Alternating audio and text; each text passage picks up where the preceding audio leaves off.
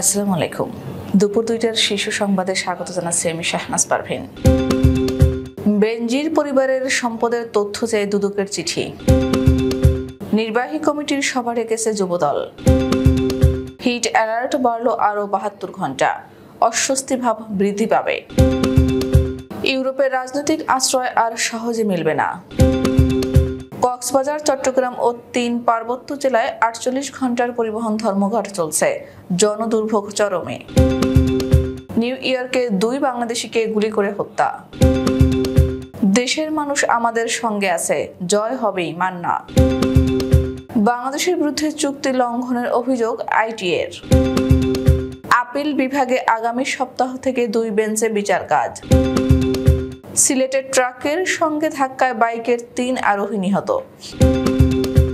ভারতীয় পণ্য রফতানিতে ধস, তথ্য সংগ্রহ করছে যুক্তরাষ্ট্র। গাজায় দুর্ভিক্ষের আশঙ্কা ওয়ার্ল্ড ফুড প্রোগ্রামের। জোড়া গোলে মায়ামির মতো এবার নিজেও শীর্ষে মেসি। শুনছিলেন শিরোনাম, এবার বিস্তারিত। পুলিশের সাবেক মহাপরিদর্শক বেনজির আহমেদের বিরুদ্ধে অবৈধভাবে উপার্জিত টাকা দিয়ে গোপালগঞ্জ সদরে ১,৪০০ বিঘা জমির উপর একটি রিসোর্ট নির্মাণের অভিযোগ জমা হয়েছে দুর্নীতি দমন কমিশনে। এছাড়া বেনজির ও তার স্ত্রী সন্তানের নামে ঢাকা, গাজীপুর, সেন্ট মার্টিন সহ আরও কয়েকটি স্থানে প্লট, ফ্ল্যাট সহ বিপুল সম্পদ করার অভিযোগ রয়েছে।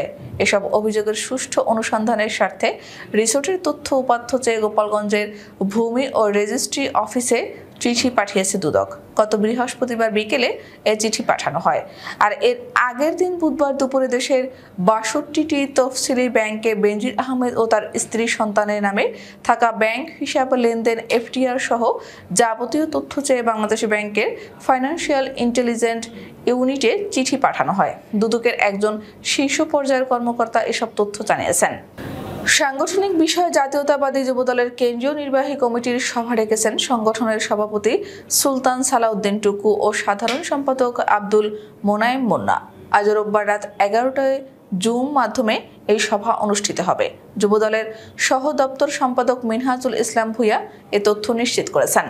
২০২২ সালের ২২ মে সুলতান সালাউদ্দিন টুকুকে সভাপতি ও আব্দুল মোনায়েম মুন্নাকে সাধারণ সম্পাদক করে যুবদলের ৮ সদস্যের আংশিক কেন্দ্রীয় কমিটি গঠন করা হয়। এরপর ২০২৩ সালের ২২ ফেব্রুয়ারি ২৫১ সদস্যের পূর্ণাঙ্গ কমিটি অনুমোদন দেওয়া হয়। রাজধানী ঢাকা সহ সারা দেশে মাঝারি থেকে তীব্র তাপ প্রবাহ বয়ে যাচ্ছে। এই পরিস্থিতিতে আরও ৭২ ঘন্টা বা ৩ দিন ধরে এই তাপ প্রবাহ অব্যাহত থাকবে জানিয়ে হিট অ্যালার্ট জারি করেছে আবহাওয়া অধিদপ্তর। রোববার আবহাওয়াবিদ খন্দকার হাফিজুর রহমান স্বাক্ষরিত এক বিজ্ঞপ্তিতে বিষয়টি জানানো হয়েছে। এতে বলা হয়, দেশের উপর দিয়ে চলমান তাপ প্রবাহ আজ হতে পরবর্তী ৭২ ঘন্টা অব্যাহত থাকতে পারে। জলীয় বাষ্পের আধিক্যের কারণে অস্বস্তি বৃদ্ধি পেতে পারে। এর আগে গত ১৯ এপ্রিল তীব্র তাপ প্রবাহের কারণে আবহাওয়া অধিদপ্তর থেকে প্রথমবার ৩ দিনের হিট অ্যালার্ট জারি করা হয়। এরপর কয়েক ধাপে তা বাড়ানো হয়। ইউরোপীয় ইউনিয়নের প্রস্তাবিত অভিবাসন আইন নিয়ে ৪ বছর ধরে চলছিল আলোচনা পর্যালোচনা। শেষে এই আইন নিয়ে ঐক্যমত্যে পৌঁছেছে ২৭ দেশের এজোট। এতে মূলত অনিয়মিত অবৈধ অভিবাসন ঠেকানো এবং মানব পাচার রোধে কড়াকড়ি আরোপের সিদ্ধান্ত হয়েছে। পাশাপাশি ইউরোপের রাজনৈতিক আশ্রয় প্রত্যাশীরা আগের মতো সুযোগ পাবেন না। সেই সঙ্গে বন্ধ হচ্ছে প্রতারণার মাধ্যমে আশ্রয় নেওয়ার সুযোগও। এর ফলে বাংলাদেশের মতো বেশিরভাগ নাগরিকদের রাজনৈতিক আশ্রয়ের বেশিরভাগ আবেদন নাকচ হয়ে যেতে পারে। এ ধরনের আবেদন আর আগের মতো অনির্দিষ্টকাল ঝুলে থাকবে না। সিদ্ধান্ত নেওয়া হবে ১২ সপ্তাহের মধ্যেই। ইউর নতুন আইন সম্প্রতি রাজনৈতিক আশ্রয় ও প্রয়োজনীয় অভিবাসন নীতির সংস্কার প্রস্তাবের অনুমোদন করা হয়েছে। এটি ২০২৬ সাল থেকে কার্যকর হতে যাচ্ছে, যেখানে আছে ১০টি ধারা। ডয়েচে ভেলের এক প্রতিবেদনে বলা হয়েছে, তিউনিসিয়া, মরক্কো ও বাংলাদেশের মতো দেশের রাজনৈতিক আশ্রয় প্রত্যাশীদের বেশিরভাগ আবেদন নাকচ হয়ে যাবে, যাদের দ্রুত বন্দি ক্যাম্পে পাঠানো হবে। এসব বন্দি ক্যাম্প করা হবে সীমান্ত, স্থলবন্দর ও বিমানবন্দর এলাকায়। সেখান থেকে নিজ দেশে প্রত্যাবাসন করা হবে। এসব বন্দি শিবির নিয়ে উদ্বেগ প্রকাশ করেছেন মানবাধিকার কর্মীরা। বৃহত্তর চট্টগ্রাম গণপরিবহন মালিক শ্রমিক ঐক্য পরিষদের ডাকে আজ রোববার ভোর ৬টা থেকে শুরু হয়েছে ৪৮ ঘন্টার পরিবহন ধর্মঘট। তাতে চরম দুর্ভোগের শিকার হচ্ছেন যাত্রীরা। রাস্তায় নেমে বিড়ম্বনায় পড়তে হচ্ছে কর্মজীবীদের। সড়কে হাতে গোনা কিছু যানবাহন চলছে, বন্ধ বেশিরভাগ গণপরিবহন। চট্টগ্রাম নগরী থেকে দূরপাল্লার কোনো বাস ছেড়ে যাচ্ছে না। চট্টগ্রাম প্রকৌশল ও প্রযুক্তি বিশ্ববিদ্যালয়ে বাসের ধাক্কায় 2 শিক্ষার্থী নিহতের জেরে ভাঙচুর, জ্বালাও পোড়াওয়ের ঘটনায় এই ৪৮ ঘন্টার পরিবহন ধর্মঘট আহ্বান করা হয়েছে।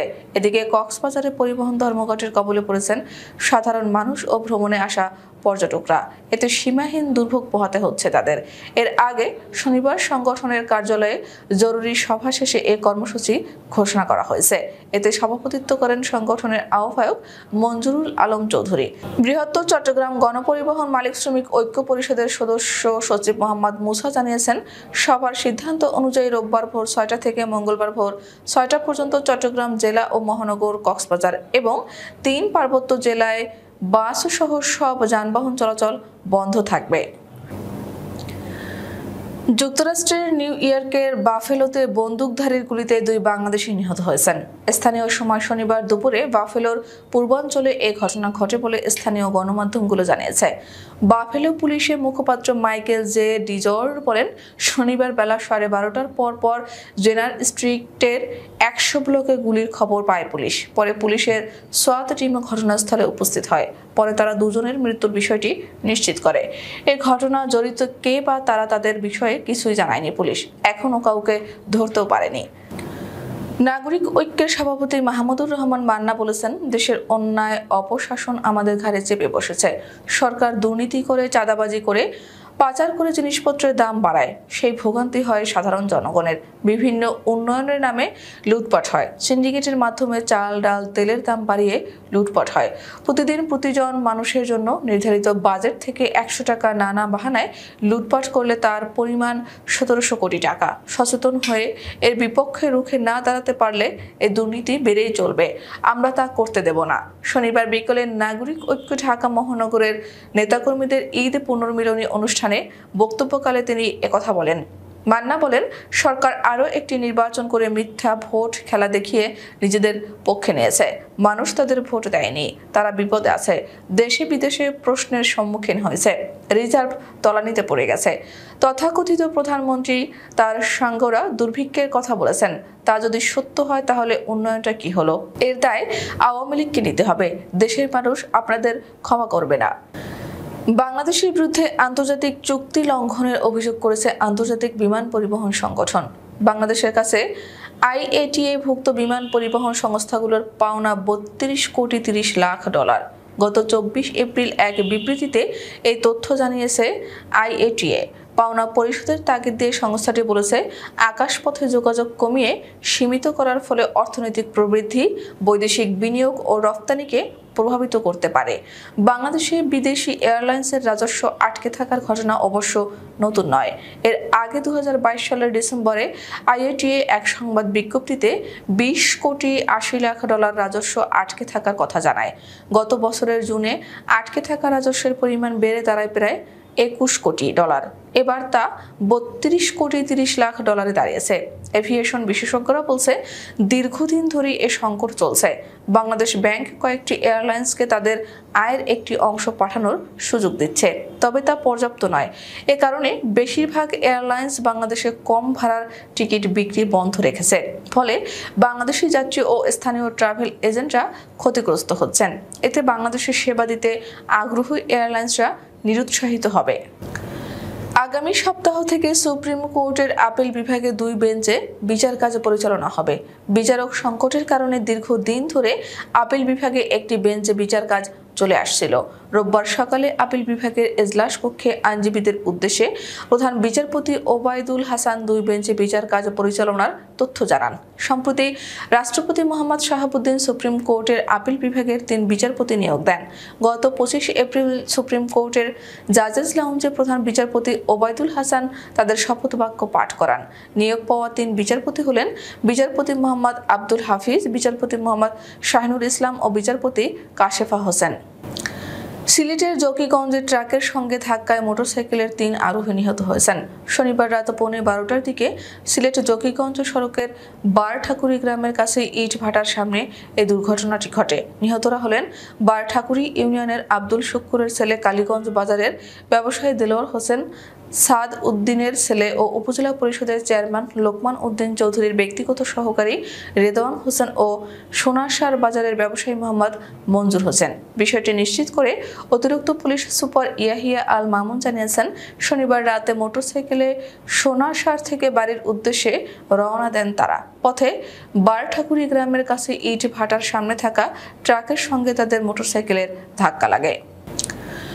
উচ্চমাত্রায় ক্যান্সার সৃষ্টিকারী কীটনাশক থাকার অভিযোগে হংকং এবং সিঙ্গাপুরে ভারতীয় কিছু পণ্য বিক্রির বিষয়ে নিষেধাজ্ঞার পর এবার মার্কিন খাদ্য নিয়ন্ত্রক সংস্থা FDA পণ্যগুলোর তথ্য সংগ্রহের কাজ শুরু করেছে। শনিবার 27 এপ্রিল সংবাদ সংস্থা রয়টার্সের প্রতিবেদনে বলা হয়, ভারতীয় পণ্যের বিষয়ে হংকংয়ের প্রকাশিত রিপোর্টটির বিষয়ে সচেতন যুক্তরাষ্ট্র। শুক্রবার FDA এর এক মুখপাত্র বলেন, এমন পরিস্থিতিতে পণ্যগুলো নিয়ে আরও তথ্য সংগ্রহের কাজ শুরু করেছে FDA। জানা যায়, হংকং চলতি মাসে ভারতীয় কোম্পানি MDH 3টি মাছের মিশ্রণের মশলা এবং এভারেস্টের মশলা বিক্রির বিষয়ে নিষেধাজ্ঞা দিয়েছে। এছাড়া সিঙ্গাপুরও এভারেস্ট কোম্পানির মাছের মশলা বিক্রি বন্ধের নির্দেশ দিয়েছে। এদিকে সিঙ্গাপুর বলছে, এভারেস্ট কোম্পানির মাছের এই মশলায় অতিরিক্ত ইথিলিন অক্সাইড রয়েছে, যা মানুষের জন্য অনুপযুক্ত। এছাড়াও এই কীটনাশকে রয়েছে ক্যান্সারের উচ্চ ঝুঁকি। জাতিসংঘের তথ্য মতে, গাজার বিস্তীর্ণ এলাকা এখন প্রায় 3,70,00,000 টন ধ্বংসাবশেষ আচ্ছাদিত, যা অপসারণ করতে কয়েক বছর সময় লাগবে। আর বিশ্ব খাদ্য কর্মসূচি বলেছে, গাজায় দুর্ভিক্ষ একটি বাস্তবতা, এটা বিপজ্জনক হুমকি। এদিকে যুদ্ধবিরতি আলোচনা ফের শুরু করার চেষ্টা চলছে। এদিকে গাজার দক্ষিণাঞ্চলীয় শহর রাফাহতে ইসরায়েলি বিমান হামলার কথা জানিয়েছেন বেশ কয়েকজন প্রত্যক্ষদর্শী। বৃহস্পতিবার হামাসের ঊর্ধ্বতন কর্মকর্তা গাজী হামাদ AFP বার্তা সংস্থাকে বলেন, এই ধরনের যে কোনো অভিযান নিঃসন্দেহে আলোচনাকে হুমকির মুখে ফেলবে। তিনি আরও বলেন, ইসরায়েল যুদ্ধ চালিয়ে যেতে আগ্রহী। ইন্টার মায়ামির হয়ে টানা তৃতীয় ম্যাচে গোল পেয়েছেন লিওনেল মেসি। সবশেষ 2 ম্যাচে আবার জোড়া গোল করেছেন। আর্জেন্টিনা অধিনায়কের গোলের ধারার মতো জয়ের ধারায় রয়েছে মায়ামিও। মেসির জোড়া গোলের দিনে হ্যাটট্রিক জয় পেয়েছে মায়ামি। আজ নিউ ইংল্যান্ডকে 4-1 ব্যবধানে হারিয়েছে তারা। অন্য 2টি গোল করেছেন বেঞ্জামিন ক্রিমার্সি ও লুই সুয়ারেজ। প্রতিপক্ষের হয়ে গোলটি করেছেন টমাস চ্যাঙ্কালে।